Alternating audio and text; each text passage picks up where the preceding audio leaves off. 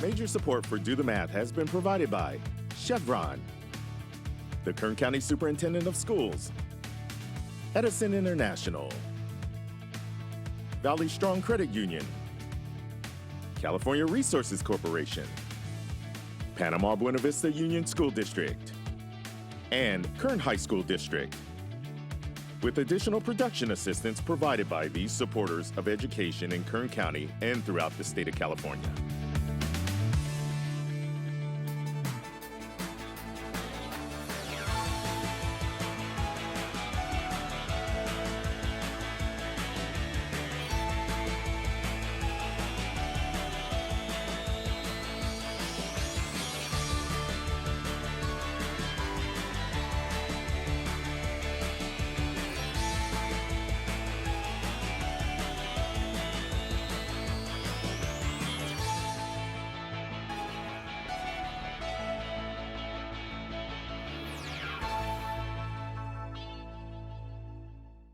Well, good afternoon and welcome to Do the Math. I'm Michael. I'm Mickey. And in studio with us we have Taylor. And Taylor, if somebody needed to contact us, what would they need to do? For math homework, help call in Bakersfield 636-4357. Anywhere else, 1-866-636-6284. Email dothemath@kern.org. We're online at dothemathonline.net and on social media, Facebook, Instagram, Twitter, and YouTube. Nicely done. So you got through that. Everything was perfect. All good. That was the most difficult thing you have to do all day. How you feel? Good. There you go. So Taylor, where do you go to school and what grade are you in? I go to school at Highgate Elementary and I am in 5th grade And how long have you been at Highgate? for 2 years. So since it opened, isn't it only been open for 2 years? Yeah. I know it's a pretty new school, but it's been open for 2 years. Yes. What do you like better about that school than the school you were at before? It's better and I feel like it's more cleaner. Okay, so it's a cleaner school, right? Probably because it's newer, right? Yes. And you like the new school that you're at. Yeah. Is there anything that you would want them to add to it or change about it? Even though it's new, maybe they go, hey, you know what, we'll take ideas from kids and we can do something different to the school. Is there anything you would do differently to the school? Probably bring the jump ropes back. Bring the jump ropes No back. jump ropes at Highgate. Oh, All man. right, well, we'll see what we can do about that. Maybe we'll talk to Mr. Johnson over there. He's the principal, right? See if we can Yes. get some All right, jump so we can ropes get some ordered. jump We'll send ropes them over over some there. jump ropes from Williams. We'll take care Oh, of it. there you go. Yeah, show you jump ropes around the district. All right. So you ready to do a little bit of math today? Yes. All right. Well, before we get to your homework, we're going to first look at the social media problem of the day. You ready? Yes. Let's take a look at the monitor together. We can take a look at the problem right now. It says on Monday, Tyler buys a bag of 10 treats for his dog. He gives him 2 treats on Monday and 1 treat on Tuesday. How many treats does he have left? So he had 10. He gives him 2, then gives him 1, and he wants to know how many are left. So how would you solve that problem? You'll have to subtract Subtract what? 10 and 2 and 1. And what would you get when you did that? 7. You're positive. Yes. You have no doubt in your mind. I have one question. So you said subtract, and you're pretty confident with that, and I love it. Are there any words in there that gave you the idea for subtraction, like any math keywords that you're like, oh, because they said that, it's subtraction? So if it says left, then it'll mean subtraction. Okay, so you're doing something So and you have does it say something left. Yes. Okay. Oh, I thought left, you said like left, okay. leftover. Yeah. Yeah. There you go. I love it. All right. So how many are left? And she's 7. confirmed with 7. Yes. You willing to bet on that? Yeah. What do you think, Meg? You should stay with 7 or? I try. You know, she was able to tell me a math keyword, determine what the operation is. I say she's 100% right. All right, let's take a look and see if the answer is indeed 7. There it is, 7. Aha, Nicely all done. See right. that? Yes. All right, that was the problem of the day, and thanks to all of the people that took part on that during our social media. Every single day we put out a different problem. A lot of people put in their suggestions and their guesses, and most of the time we get pretty good response as far as the correct answers on that. Sometimes people look at that and they go, oh, they have 2 and they gave away 2 and then they gave away some more and they think it might be 2 every time. But you need to make sure that you read the entire thing through, right? Yes. All right. So, have you ever heard of the word inflation? No. Well, you know what? We're going to find out a little bit about it today during today's Math in the News.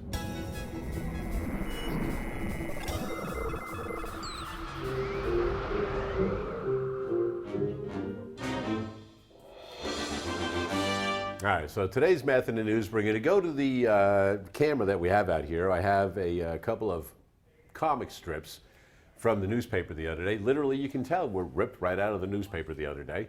And the first one, Beetle Bailey. And you've got the Sarge dreaming of sirloin steak at $12.99 a pound. Woo, $12.99. Oh, that You buy a hurts. sirloin lately, Mick? Not for $13 a pound. I'll just glance on by, find myself a rotisserie chicken, and head on home. That's fine.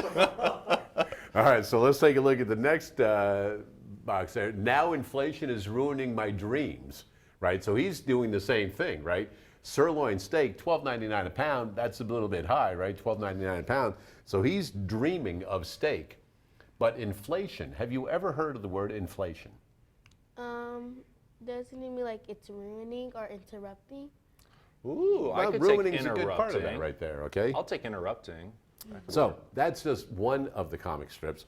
Let's take a look at another one we've got. We're going to skip by the Viking one there. So Blondie. Dad, how about a cost of living raise on my allowance? Also, shouldn't we factor in inflation? There's that word again. What's with your wallet? Deflation. So looking at inflation, and we were talking about the price being high, and then taking a look at that last cartoon at the last little box right there, deflation. Do you know what deflate or deflation means?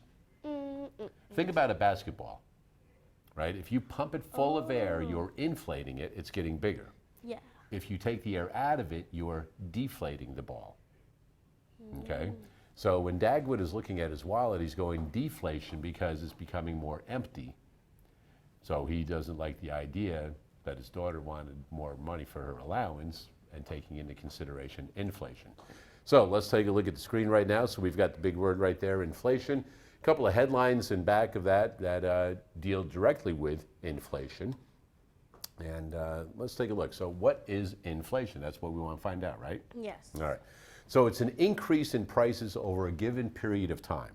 So down here we can see, oh yeah, ring that cash register quite a few times. Too bad there wasn't something like a credit card swipe instead of just a What is cash it? The machine tap? right there. Doom. Yeah. The little tone and money disappears. Yeah. So 1970, we're going to say this is a thing of coffee, all right? 25 cents. Then it went up 10 years later, right? And they're showing it every 10 years and how much it increases. Now here it went from 25 cents to 40 cents to 45 cents. So how much of an increase was that? 20. 20 cents, right? Now we go from 45 to 75. What's the difference there? Is it 20 Yeah. or is it more? So think about It's 7 minus 30. 30, right? There you go, right? So it went up 20 cents, then 30 cents. Now it went up 25 cents, and now 60 cents. Whoa. Right? So what it's showing is how the same item increases in price over time. And let's take a look at the next one. So the causes of inflation. So a lot of times you'll hear about the government printing more money, making more money to put into circulation. Therefore, the value of your money doesn't have the same weight, let's say. It's not worth as much as it used to be. Does that make sense? Yeah. If you have more of it, it's not going to be worth as much, right? If there's only a scarce amount of something, it's going to be worth more. Think about gold or diamonds, right? There's not a lot of it and it's not very big, so when you have a little bit of it, it's worth more. But if I were to give everybody in the world 100 diamonds, are diamonds as valuable now if everybody can have a diamond? Or would they be worth less because everybody has them? It'd be nice to have everybody have a diamond, but they'd be worth a little less right there. So when people have more of something, it tends to have less value because everyone has access to it. It's not as hard to get or difficult to come by. So therefore it's worth less because everybody can get it. It's not as cool to have anymore. So here's how we identify inflation. So the Consumer Price Index, and a lot of this stuff, I know you're in 5th grade going, I may have seen some of this stuff before, but I don't know what's going on. I know I've heard about inflation or something like that, but you don't really have to deal with it right now, okay? Now, your parents and people like that have to deal with it, and when you get a little bit older, you will, because you'll be functioning in society. So the Consumer Price Index includes things like when you go out and you buy groceries, and if you want to go someplace, buying gasoline for your car or something like that, okay?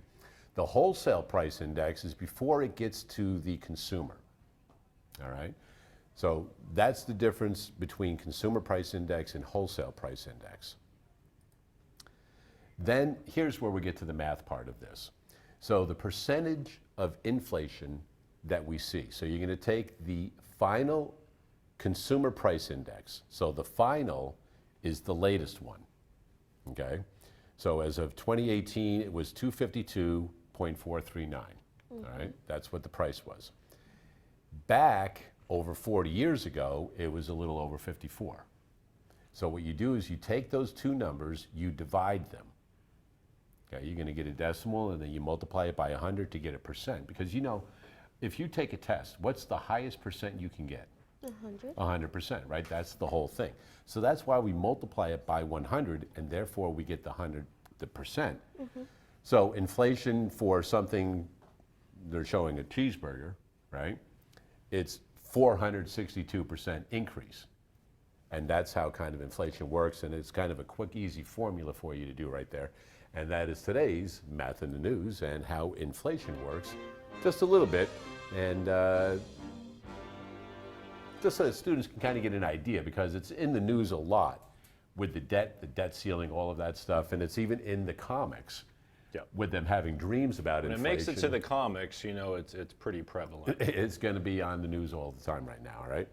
So, Taylor, what kinds of things have you been working on in your classroom today? Like, what did you do today in class for math?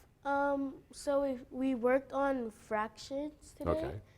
And like how to group them, like So- how to take them away and stuff. Okay, so what do you know about fractions already? Do you know different parts of fractions, what they're called, the vocabulary parts of them at all? I think I think you probably. do, but so let's have you and Mickey go over to the board. And Mick, just put up any fraction, doesn't matter. Okay, go ahead and grab the red pen. All right, so if I give you the fraction, we'll say 2/5. And all we want to do right now is just get through vocabulary before we start. So we have a top number and a bottom number, and that's when I taught 5th grade, students would always say, oh, the top number. But the top number has a name. It has a mathematical, academic vocabulary word. What would you think, or what do you recall, is the name of that top number in a fraction? The equivalent? Equivalent does have to do with fractions, but that's when I give something like this, 4/10. These represent the same thing, they're equal. So the top number is called the numerator. Numerator. Yeah, there we go. And if that's the numerator, what do you remember? What could be the name of that bottom value? Denominator? Yes, denominator. Very good. Yeah, so a lot of times students, when I'm working with them in class, they'll say, oh, that top number. And I always have to correct them, well, what's its name? They go, the top number. I'm like, no, there's a real name for it. We want to use those academic terms because even on your state test, when they ask you, you ever get those questions that say, explain your answer, support your reason? And you're like, what do you mean support it? Instead of saying, I multiplied the top number, if you say I multiplied the numerator, the grader, the person grading your test, will say, wow, they know their academic language, that's worth more points. So it's also an easy way to get some more points on those state tests. Nice job. So we have our numerator and denominator. We'll go back to Mike, see what he has next. All right, let's take a look at the first problem you have on your homework. It says 4 gallons of iced tea is equally poured into 7 containers. What fraction of iced tea is in each container?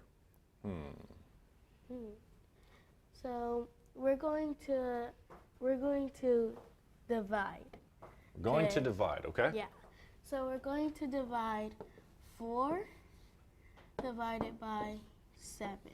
Now talk to me, why is it 4 divided by 7 and not 7 divided by 4? What in the problem gave you that idea?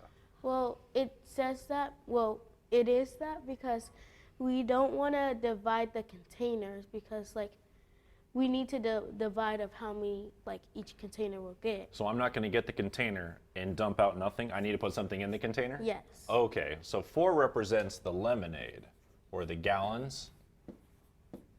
Is that what you're saying? Yeah. And 7, go ahead and write it in. What does 7 represent, like you just told me? 7 will represent the like how much you'll put in it. Almost. Look back at our problem. Remember, 4 was the gallons, and we're dividing them, we're splitting them equally into 7 containers. There we go. So containers. Very good.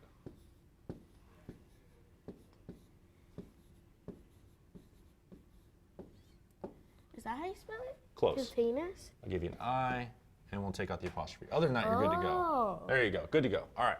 So we have 4 divided by 7. How would you write your answer, though? Because I don't think we can put 4 with a division symbol and a 7 in as an answer, can we? No. How do you think we should write this out? Okay, so do you want me to erase that or? Let's do this. We'll erase everything, and I'll give you back 4 divided by 7. Take it away.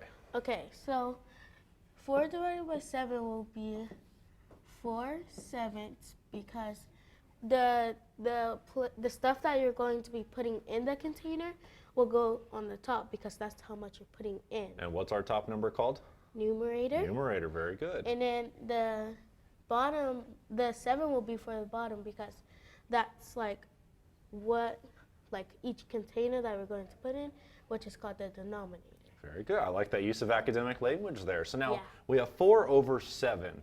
What does that mean? If I was really having this scenario in real world, right? I'm dealing with this lemonade in my containers. What would 4/7 mean? So it would mean like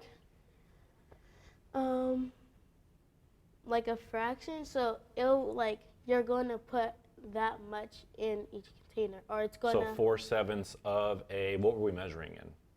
a container. But like, are we doing cups, ounces, pints, quarts, gallons? What were we measuring? Gallons. Gallons. So each one will get 4/7 of, 4/7 of what were we measuring in? gallons. So we just write the word gallon right next to it. And that would mean each container will get 4/7 of a gallon. Like Close. Close. Give me 2 L's, an O, and an N. that? Oh. There you go. We're good. 2 L's and an O. On the weekends, this is the Do the English studio. We take care of all of it. We got it all. So yeah, so each container, so if I have 4 gallons and I want to divide them into 7 containers, you're telling me I get 4/7 of a gallon on each one? Yes. Let's go to Mike. I'm pretty sure we're good, but let's double check. All right, looks good. We're going to skip number 2 for now. We're going to go to problem number 3. All right, let's check out number 3. Let's clear our board. Let's So check out 10 number 3. friends share 8 bags of trail mix equally. So we have 10 people sharing 8 bags of trail mix equally. Okay. What fraction of a bag does everybody get? Okay, so first we're dividing again because we're dividing. Okay, sounds good. So you're going to put, wait, no. What are you thinking? Oh, use the eraser Wait. part. Same thing, use the eraser. So There do you it? go. There you go. Good to go. Looks good. Okay, so we're going to put, what is it, 10 divided by, what is it again? 10 divided by 10 divided by 8. 8. But let me Okay, ask you this. so- What is 10? 10 Did we have is 10 what? 10 friends. You're going to take 10 friends and divide them? No, We so can't do that, can we're we? not going to split up our friends. Okay. What So- can we split up instead? We're going to split up the Trail mix. trail mix. All right. Take it away. Here we go. So since we're not splitting up our friends, we'll put the trail mix first. Okay. I like that idea. A lot of students sometimes get confused and they don't ask themselves, well, I can't split up my friends and give them chocolate. I got to split the chocolate and give it to my friends. So let's Yeah. split the trail mix and give it to our friends. Okay. And so 8 divided by 10, which will be like the same thing, but it's like flipping it over. Okay. So where it's going to be 8 10s, right? And well, you Oh, tell me. 8 tenths. I think you got this. I know you got this. Each 8 person? tenths of a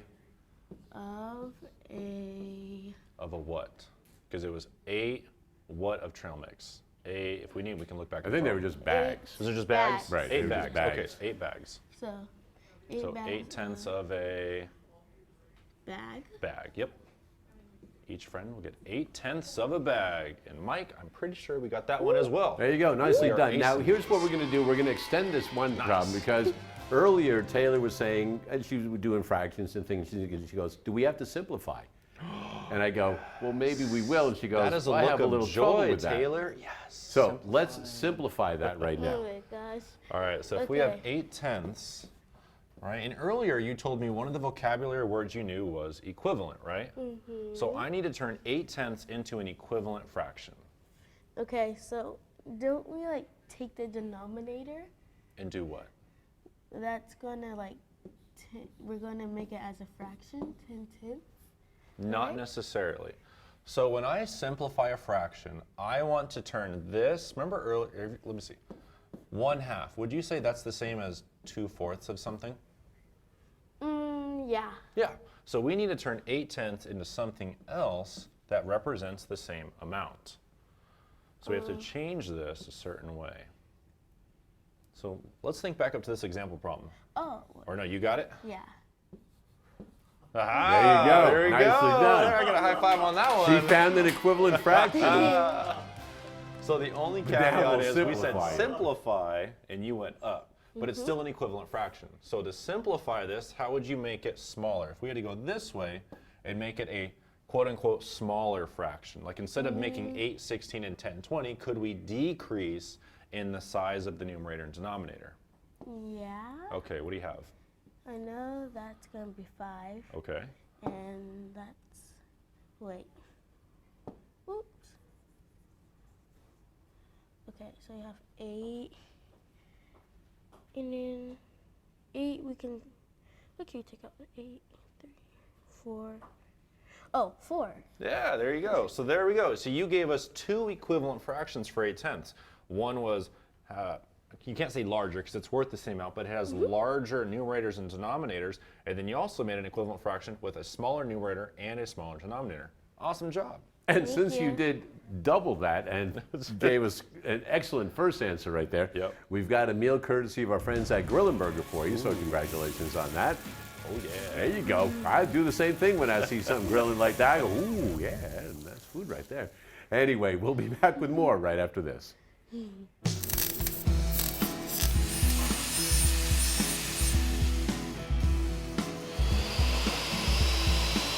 This is what they want to be doing in a real world situation. They want to be doing stuff with their hands. They don't want to be sitting down. If we're not in here, Mr. Clark, when are we going out to the farm? There's stuff we can do out at the farm.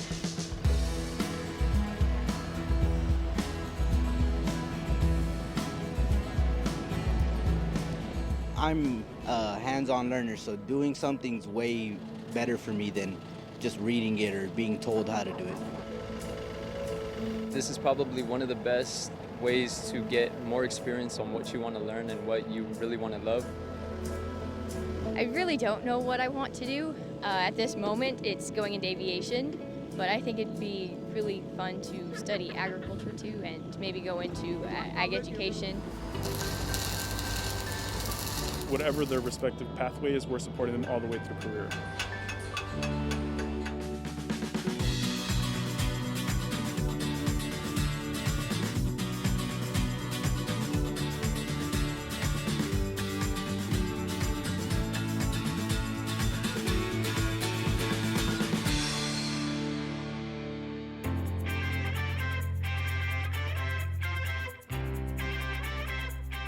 These are classes that prepare our workforce for tomorrow, and it's going to teach them why math is important, why science is important, why chemistry is important. If this is off 1 or 2 degrees, then your spark plug's going to fire too quick or not quick enough. And this helps build those other pathways as well. Here, you're getting out a piece of metal, you're welding it together, you're learning different welding positions. They can go through, they can learn a lot of this stuff here, transition right to Bakersfield College, get a bachelor's degree, and be marketable pretty much anywhere in the world. But how's the beat though? The bead is good. You just got to get it in the right position. So this is a flat weld. We want more of a corner weld. So we need to push it out. Some of these students build cars at home. Some of these students are using their welding abilities to put their mufflers back on or put their bumper back on, you know? So they're really able to see the real world application behind the welding. I'm the fun project class where I get them out there, I get their hands on it. Mr. Clark's class is the one where they can actually take a dual enrolled class, get the college credit, so when they go out to work in the oil fields on big rigs, and they need people that can weld, that can put that stuff together out in the field, dual enrollment college courses through Bakersfield College. Knowing that they were successful with some college courses give them the motivation to continue on if they choose, either going directly into the workforce or continuing their education, finishing their associate's degree, or taking that associate's degree and moving into a four-year college environment. This is where we really lean on our industry partners. Wonderful donated multi-acre orchard opportunity for students to raise animals and also operate heavy equipment.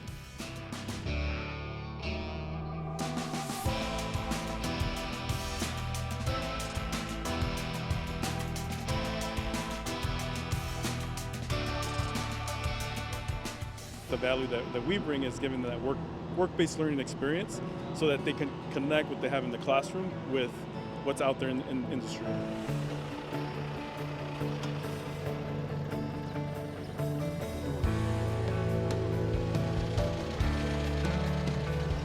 What we have within the wonderful company and wonderful education is unique in that there's an actual education team that focuses on supporting these initiatives, hands-on, supporting students, working with the high school partners to have a holistic approach to supporting students on their individual paths.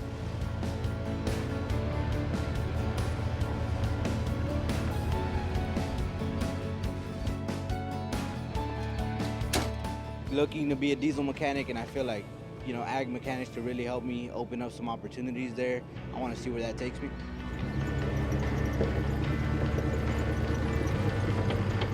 Yes, I do believe this will be a good career for me, honestly. I enjoy this type of work. I enjoy getting my hands dirty, and this is what teaches me.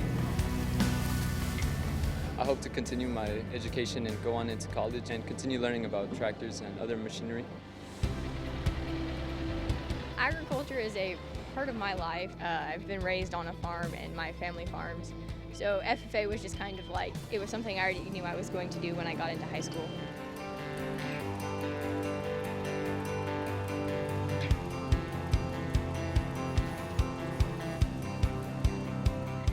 It's always of interest to students to explore hands-on curriculum. It's so much more engaging to actually apply your learning and to do that in real time. The beauty of career technical education is that you move into those application fields, hands-on learning immediately. And it's engaging to students. I think that there's an added benefit to the instructor to see that engagement, and that just works well together. Okay, thank you.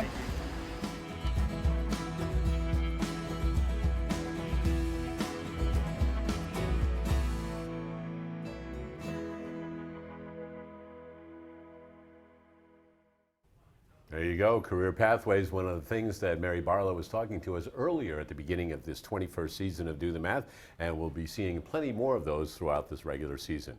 Hey, don't forget we have phone tutors available until 5:30 most Tuesdays and Wednesdays throughout the regular school year. Phone numbers are at the bottom of the screen periodically throughout the program. We have a very special guest coming in, but first, let's check this out.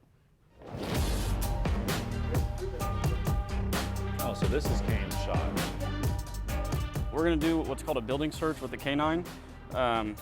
We do this all the time on patrol when we're working, doing business burglaries, residential burglaries, suspects that run and hide in places. We use the dog to search for the suspects, just to take the risk off all the officers out there. It's safer to do it with the dog, it's more effective to do it with the dog, and we're able to find people that we normally couldn't if we were just trying to search for them with our eyes. They use their nose to find the human odor, and they're great at it. So that's what we're going to demonstrate inside the building here, is there's a suspect hiding inside of a room. We're going to send Kane in to search the building, and when he finds the bad guy, he's going to start barking at the door, telling me, hey, I found him, he's in here.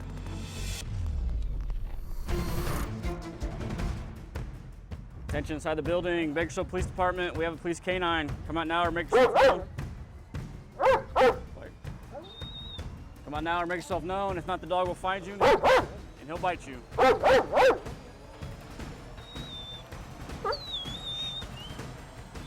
last final warning, Bakersfield Police, Police K9, come out now and surrender. If not, the dog will find you and he'll bite you. So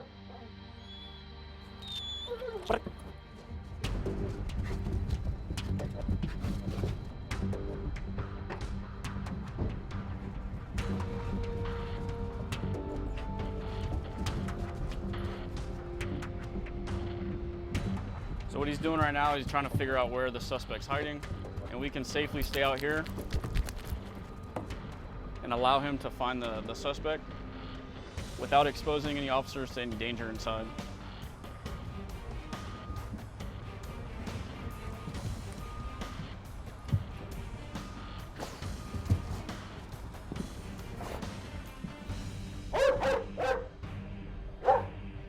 Him barking at the doors alerted me that the suspect's in there.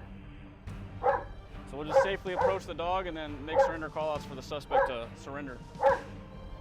Good boys. Good.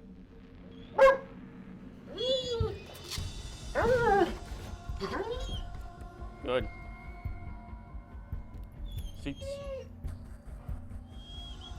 I'm just gonna crack this door so it's easy to open. Loose thing. Come here. Attention inside the building. We know you're in there. Police canine, come on now and surrender. Not the dog's gonna bite you. Come on now and surrender. We can safely approach the suspect as the dog's biting him. Show me your hands, bad guy.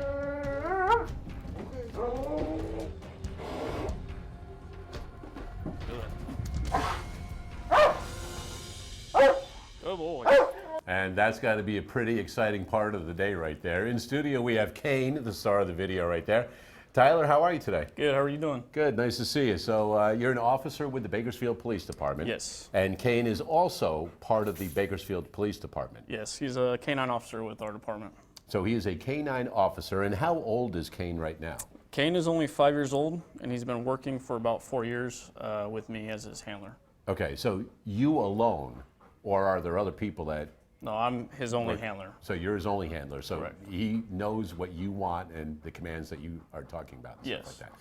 So I grew up with a German Shepherd St. Bernard, which was like a bear. Mm-hmm. So what type of dog is Kane? So Kane is what's called a Belgian Malinois, and he's actually from the Netherlands. And how long does it take to train a dog? So it says you've been with him for 4 years and he's 5 years old. Correct. So I got him just when he turned a year old, and we went through a 10-week canine school where we taught him everything from obedience to locating bad guys, and also he's cross-trained with locating narcotics. And is he with other dogs at the same time? Usually when we do canine schools, there's multiple handlers and dogs, so multiple teams that also go through the canine school. But the dogs don't interact just because they're very type A personality dogs. Okay. So. And do you select the dog, or do they kind of go, hey, Tyler, here's your dog, and that's who you're going to work with? Or is it kind of like going and kind of feeling out each other, like, hey, you know, we kind of get together or whatever? Yeah, so we go down to the kennels where we buy the dogs, and we do a testing process and figure out which dogs we want to pick up for our teams. We go off how well they hunt for toys, their drives, and also how like friendly they are, because we do a lot of demos with kids at schools and whatnot. So they have to have some good personality and not, you know, be too crazy of a dog. Okay.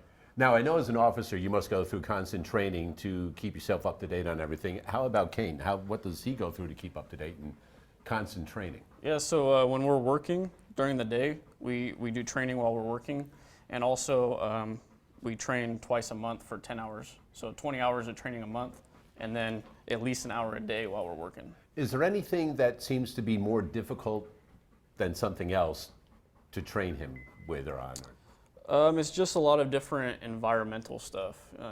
Trying to expose them to everything they would see out on the street is almost impossible, but we have to do the best we can. So when we encounter it while we're working, it's not the first time they've seen it.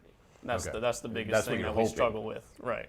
So is there anything that has thrown him completely off yet? Like where he's like, I just don't know what's going on here. So far, he's done really good with different situations, loud noises, crazy situations. He's done pretty good through most things. So you've had him for 4, he's 5. How long will Kane probably be with the BPD? Most dogs will work for 6 to 8 years, just depending on their health and how young they are when we get them. So I'm hopefully going to run him for another 2 years at least, and we'll see how he stays healthy and how that goes. Now, is this type of dog the best for training and for what you guys do? Or have you found one or two better breeds, like, and he's one of them, or? Yeah, most agencies use a Belgian Malinois or a German Shepherd. We also have dogs that are a mix of both. Okay. But ideally, those are going to be your two main breeds that people use for this type of work. Now, what about the language So that you use? yeah, some of the commands that we use are plain English, but we also use some German commands and some Czech commands. Such as? Seats is a German command to sit. We used Signé is another sit command in Czech. Ligne is a lay down command. And Čeke, his bark command, Čeke. I was going to say, obviously you must have to have some sort of inflection or direct it at him, because when you were saying the words for sit and lay down, he wasn't doing it. So it must be where he knows when you want him to do that. Yeah, he can tell when I'm doing stuff like this and Okay. when we're actually doing training or working. So he knows right now we're kind of doing a demo and we're not actually training out trying or to get working, somebody yeah. in. Okay. So the Can I say- trainings that you do, you said 20 hours a month that you've got the trainings going Mm-hmm. on. So are those kind of the same trainings to keep him fresh, or is it constantly evolving and changing in what you do? So the 20 hours a month that we do is with our full K9 team. So we have 8 teams right now. We all get together. Today's one of the days we're doing training. I just broke away to come do this. But we put together scenarios, like live scenarios that we might encounter out on the streets, and we run everybody through those scenarios. So it's called scenario-based training. Okay. We do that all day for these 10 hours. And then while we're working, we try to do an hour of training on our own. That stuff's going to be like your basic obedience, simple things we can do on our own with the dog. A lot of the detection work for narcotics or explosives and stuff like that we'll do on our own. Okay. So in the video, we saw that Kane was going after a person, found the person. Are there other things other than humans that they're trained to find or to seek out? Yeah, like I said, all of our dogs are cross-trained. So they find people, that's the patrol side of things, but then they're cross-trained. Kane's a narcotics detection dog. Okay. So he finds numerous narcotics. Our explosive detection dogs, we have 3 of those, and there's 12 different odors that they're trained to detect. So the makeup of what would be an explosive, they're trained to find each individual thing. And then we have 1 firearm detection dog. So that way, if they find a trace of something, they're able to find it, They'll alert to it, yeah. no matter how much of it is. Yeah. So when you guys do the trainings where they're going after a human, trying to find a human being, do you guys just coin flip and see who's got to wear the piece on the arm right there? Or how does that, who gets picked to do that? Yeah, a lot of the times we call that person a decoy or an agitator. They can actually make or break a dog. They can help with the training so much. So we use either people that have been through an agitator school. So we have a list of people. So that person has to go through training also? Yep. Or they're another handler that's putting on the suit. So or you the said sleeve. they can help or break the dog. So how would they break the dog? What would they be doing that you wouldn't find satisfactory? You're like, hey, get away! I don't want you don't need to be working with my dog anymore. Well, Kane has broken a couple teeth, and one of them was on a decoy. So if they're not catching the dog that's coming in to bite them the correct way, they can injure the dog. They can give the dog the wrong feedback.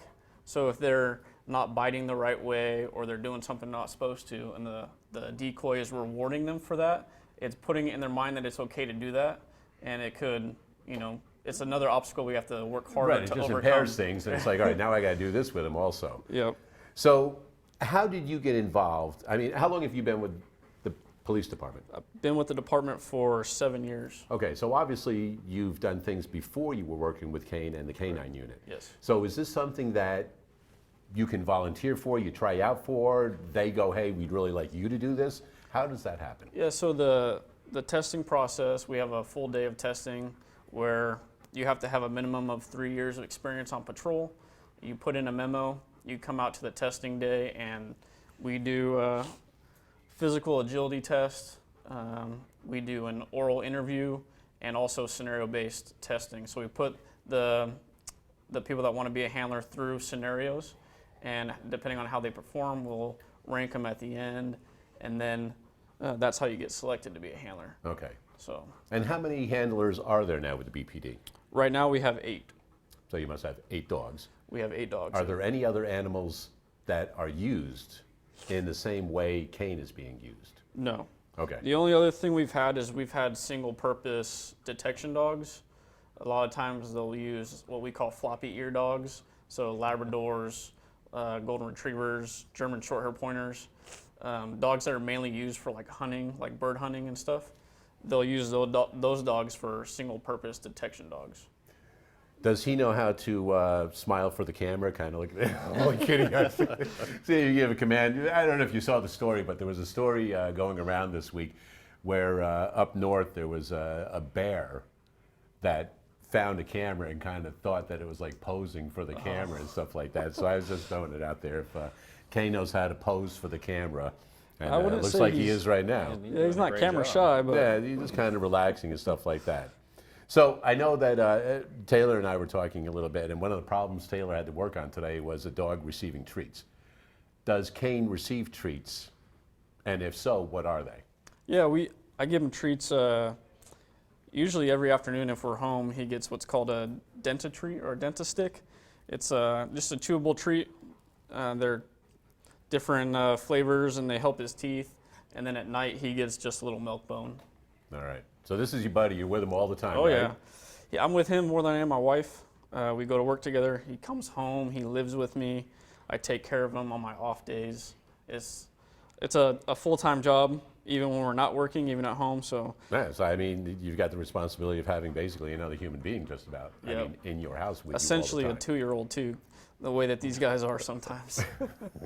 Well, Tyler, we certainly do appreciate you coming in and taking some time and Yeah. bringing Kane down. I know you guys are in the middle of training and you guys are busy all the time, but we certainly do appreciate you coming down. Thank you. If somebody wanted to find out a little bit more, where would they need to go to? Yeah, they can send an email to our community relations team, which I think you guys are going to post the email for them. Right, so that's at the bottom of the screen right now. You can also check out our different social media, and that stuff will be up there as well. Yep. All right. Feel like hanging around doing any math? Oh, probably not. No, okay. All right. We'll be back with more right after this. All things entrepreneurship. Entrepreneurs are people who are able to see an opportunity from a problem. They realize that they are the ones who have the talent, the skills, and the education to solve this problem for others. Entrepreneurship most readily creates value through creativity and innovation by changing the status quo. Entrepreneurs bring added value to our communities. They help create jobs, and yes, they create successful businesses. This program began through a strong workforce grant through the state of California. And Mr. Brian Miller, who is the principal at ROC and CTEC, had the initial vision to create entrepreneurship resource centers for our youth here in Kern County. Our resource centers serve 12 to 17-year-olds, 7th through 12th graders, and helping them learn how to foster an entrepreneurial mindset and have the courage to act in entrepreneurial ways. It's extremely important to understand how money actually works in a business. And so we have classes that focus directly on business finances, learning what the difference is between revenue and expenses, and how do we get to that ever elusive net profit. That's the bottom line. That's one indicator of a successful business. So being able to work with numbers and math is vital to anyone who will be a successful entrepreneur. What we do here, we do a lot of printing. So we have a 3D printer, we also have UV printing, and we have direct-to-garment printing. A lot of our students here, before they print, they have to understand sizing, scaling, and measurements. It's very, very important because if they don't get that right, their print does not come out correct. So let's go ahead and talk with our student over here. So you can see right now she's working with the scaling, and she's making sure she can fit it on her notebook that she's printing on. So right here we have a notebook, and we're printing on this. And she's gonna go ahead and get the scaling correct. She had the sizing, and she's gonna go ahead and print directly onto that notebook. We have a student here that actually just finished a print. So you wanna go ahead and take that out? Yeah. So our student just went ahead and printed directly onto that, and she had to make sure the sizing was correct for all that. And last but not least, we have the 3D printer over here. Yeah, so we have the 3D printer, we have a low poly thinker, and essentially you have to get the scaling correct, because if you don't get the scaling correct on a 3D printer, if you print above the print bed, it's not going to come out correct, and if you also go too high, it won't come out correct. So you can say here in the ideation lab that we do the math. My invention during my entrepreneur classes here at CTEC is an electric pool brush, more specifically an electric pool brush head, where it's run off of a DC circuit current. You can think about it like one giant electric toothbrush except for your pool. So the best part of being an entrepreneur is really like everything, all the input you put in reflects on like the output. You can have an idea, but there's not an idea without obviously some math, some numbers involved, especially when accounting things like buying parts, or if you're running on like a time crunch and you don't really have time to buy things online and ship them back, and so you have to make measurements of the wires and things like that to see if everything will fit perfectly, and as long as the cost. Taking any entrepreneurship mindset class teaches you that you can find an opportunity in day-to-day problems.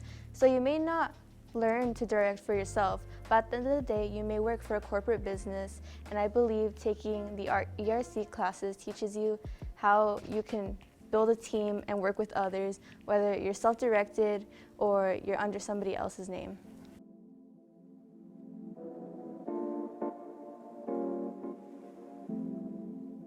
And always a big thanks to the staff and students over at ROC and CTEC, 100% produced by the students. Those videos are every week that we watch them.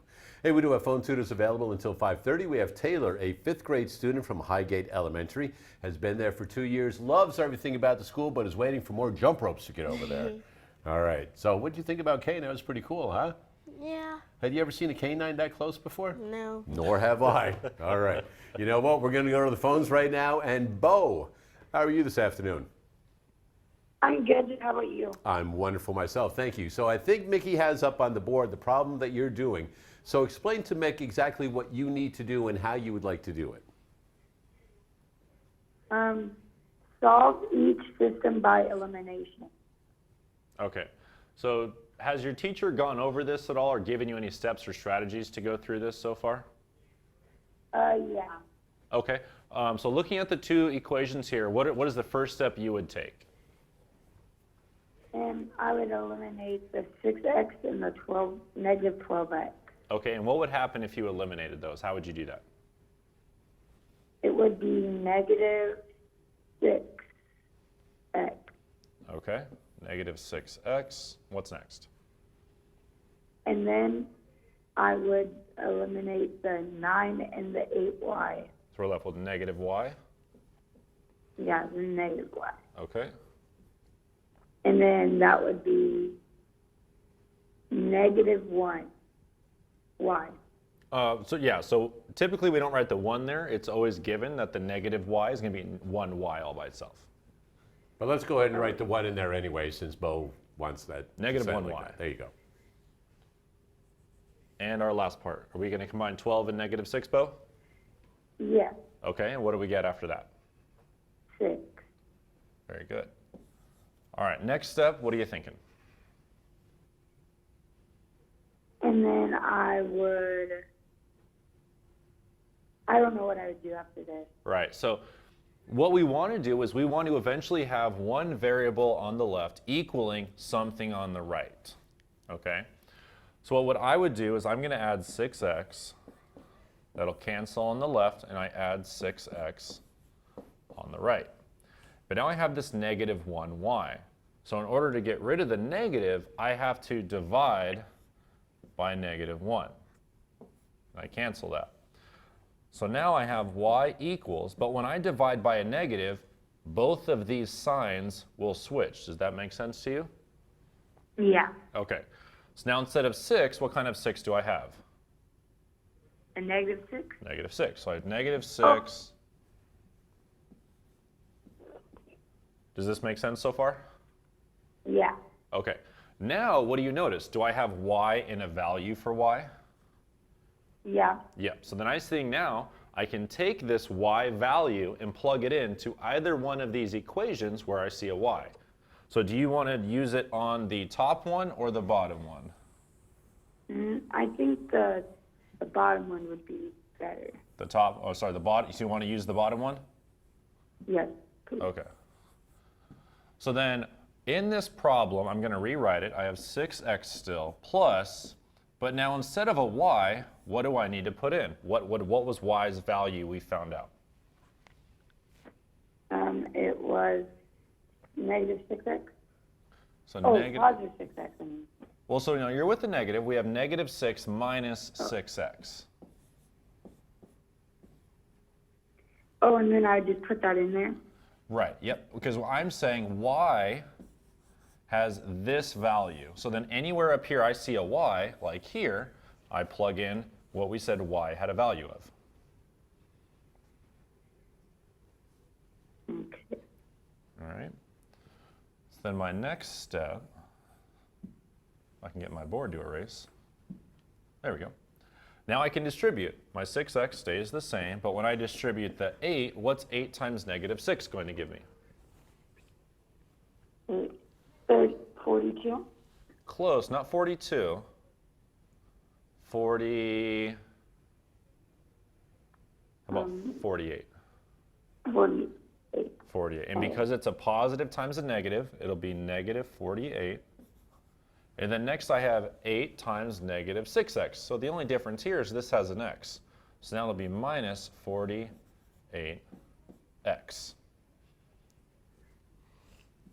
Is this making sense so far, Bo?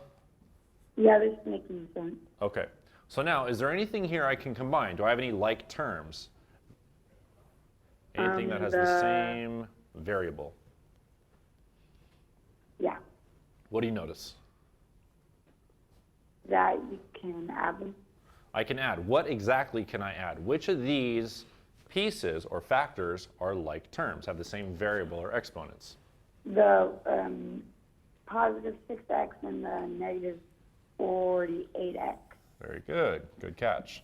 Now, if I have negative 48x and all of a sudden I combine positive 6x, how many x's do I have left? 42, negative 42x. Excellent job. So now I have negative 42x. Ooh, that's not an x, that's a multiplication sign or something else. Half a butterfly. Negative 42x minus 48 equals negative 6. Now, Bo, my last two steps here, this negative 48, I need to move it, don't I? Yeah. Okay. How am I going to move negative 48 to the other side of the equation? Minus negative 48. So I'm going to do the inverse and add, because by doing that, it allows me to remove it from one side and place it on the other. So then I have negative 42x equals, well, what's negative 6 plus positive 48, Bo? 42. Very good, positive 42. Now again, I need to do the inverse. If this is being multiplied by negative 42, what would be the inverse of multiplying by negative 42? Dividing it. Dividing by negative 42. Well done. So if I do this correctly, Bo, what is 42 divided by negative 42 going to leave me with a value of? 1. 1 or negative 1? Oh, negative 1. Negative 1. Great catch. So now I have the value of x. We did all that work, and we have the value of one variable.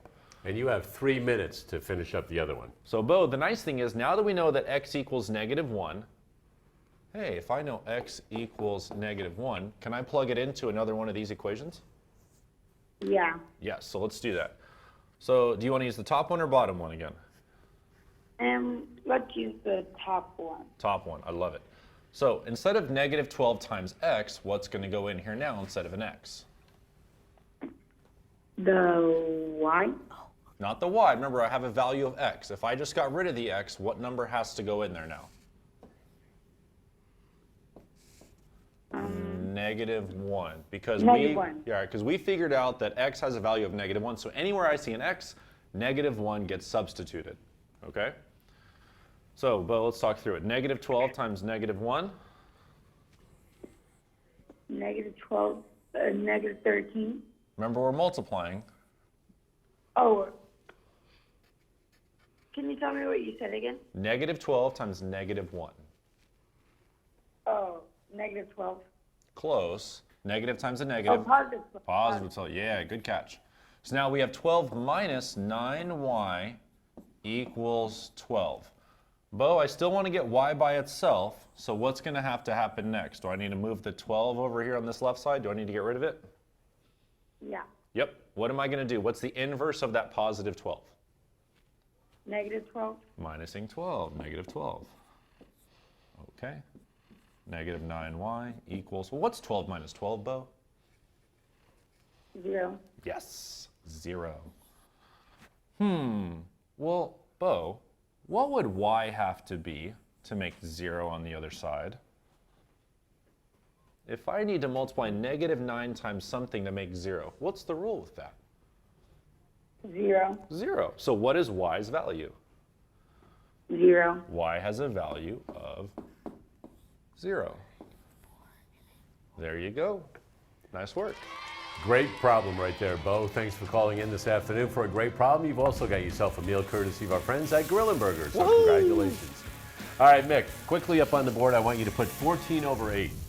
14 over 8. And I'm going to give you guys 1 minute. I want you to turn that, Taylor, get on over there. All right. Turn that into a mixed number. Ooh. And you have 1 minute. You ever heard of mixed numbers? Yeah, but I forget something. Because it's on our homework problem, that's why we're going to do it. Into a mixed number? Mm-hmm. So mixed numbers are fractions, but they have a friend, a whole number. Oh, so like 5/5 or... Close. So, for example, 3 over 2 is the same as 1 and a half. So we need to turn 14/8 into a equivalent fraction, but it's going to have a whole number and something left over. Okay. You have a strategy for that? I learned this, but so. Why don't you help her out, just for the sake of time? So here's the cool thing. If no one ever told you, here's a super secret from math. Every fraction is a division problem in hiding. You didn't know that. So 14 over 8 is really the same as 14 divided by 8. If you can master this trick, fraction work is going to become really easy over the years. So how many times can 8 go into 1? Go ahead and walk me through that. 8 can go into 14 one time? One time, so let's put a 1 up top. Very good. And 8 times 1 gives us 8. Excellent. Minus that. Oop, can't do that. Great catch on the regrouping. 14. All right, there you go. So 14 minus 8, she's got 14 minus 8 is 6. 6. Very good. And So you guys will finish that up, 1 and 6/8. So Taylor, did you 1 have is the fun whole today? number, 6 over 8. Taylor. Did you have some fun today? Did you have fun? Yes. Good. We'll be back tomorrow, and until we do, continue to do the math.